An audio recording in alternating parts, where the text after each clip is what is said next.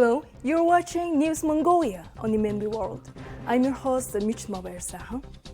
On News Mongolia today, U.S. Mongolia Center of Excellence for English Language Teaching officially opens. Danadam Huritam 2025 to celebrate Mongolia's sacred traditions from June 27th to 29th. Mongolia participates in the 130th session of the International Labour Conference in Geneva. For the news, stay with us.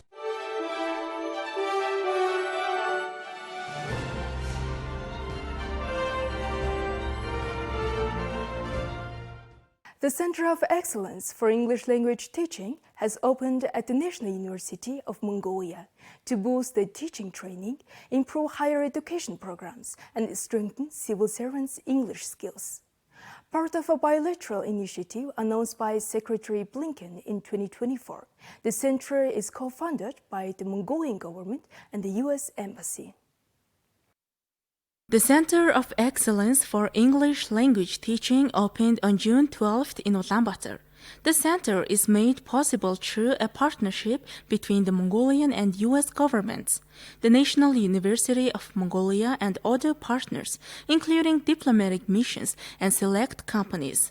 The Center of Excellence for English Language Teaching is a key part of the U.S. Mongolia Excellence in English initiative. When U.S. Secretary of State Antony Blinken visited Mongolia in 2024, he announced the Mongolian American Excellence in English Initiative. As part of this initiative, the Ministry of Education and Science of Mongolia, the U.S. Embassy in Mongolia, and the National University of Mongolia have jointly launched this National English Language Proficiency Center. The center will operate under three main objectives. First, to enhance the capacity of English language teachers at all levels. Second, to support the improvement of English language programs implemented in universities and higher education institutions. And third, to strengthen the English proficiency of civil servants. Since March, we began organizing pilot programs, research, and training. This has been made possible through the support of Fulbright experts from the U.S. Embassy, as well as partnerships with professionals from other English-speaking countries. As a result, our training activities have successfully begun with promising outcomes. Going forward, we envision this center growing into a key institution open to all English language teachers across Mongolia.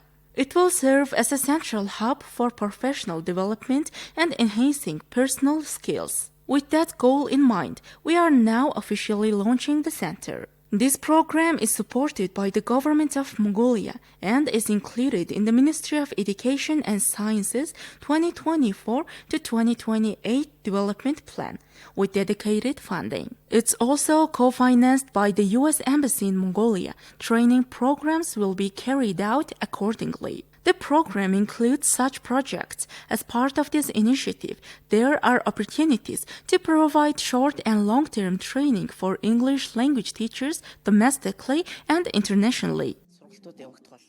The U.S. Embassy in Mongolia supports a range of English language programs.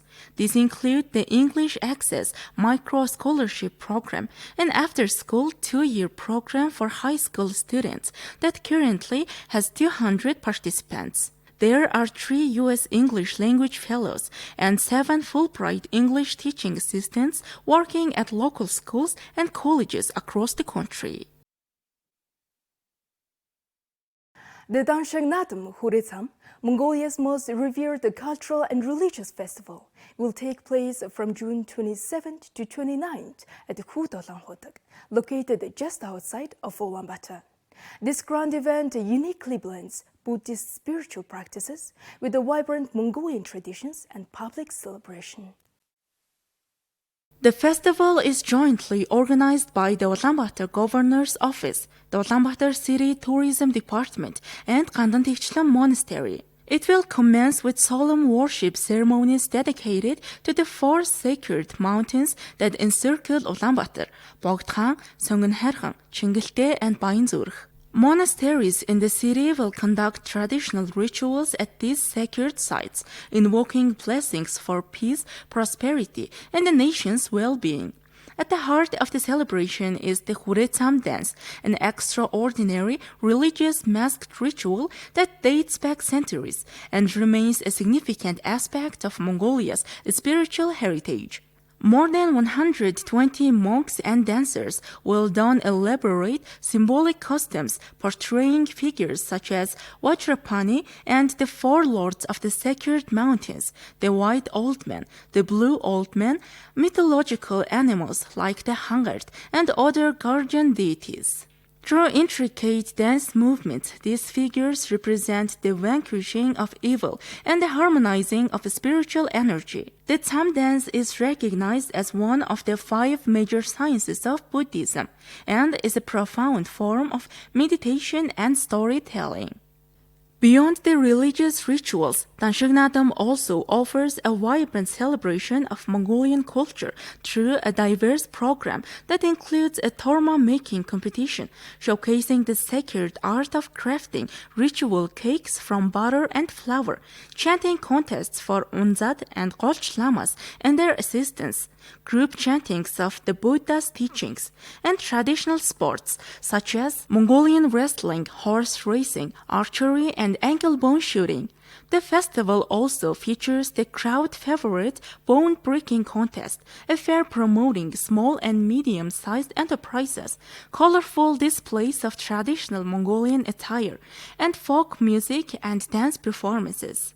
With origins tracing back to 1639, when the Undurgigen Zanbatar was declared the first Bogt Javzandam Khotakht, the spiritual leader of the Mongols, Danadam remains a vital link to Mongolia's Buddhist roots, cultural identity, and national pride.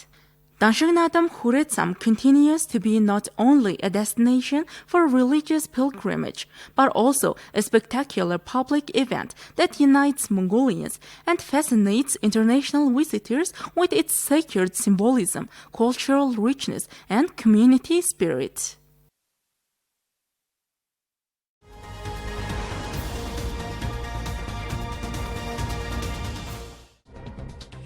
A Mongolian delegation headed by Girma Dawasuram, Mongolia's permanent representative to the United Nations Office and other international organizations in Geneva, and Ambassador Extraordinary and Plenipotentiary to the Swiss Confederation, attended the 113th session of the International Labour Conference, took place from June 2nd to 13th in Geneva, Switzerland.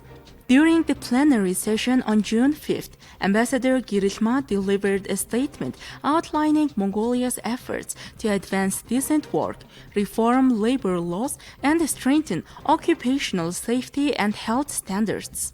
She noted that, in collaboration with the International Labour Organization, Mongolia has undertaken comprehensive review of its labor legislation and institutional structure. As part of this initiative, the country is working to enhance its labor inspection system, revise safety regulations, and eliminate all forms of forced labor. Ambassador Girishma also emphasized the government's commitment to linking labor policy with environmental sustainability by supporting a transition to a green economy.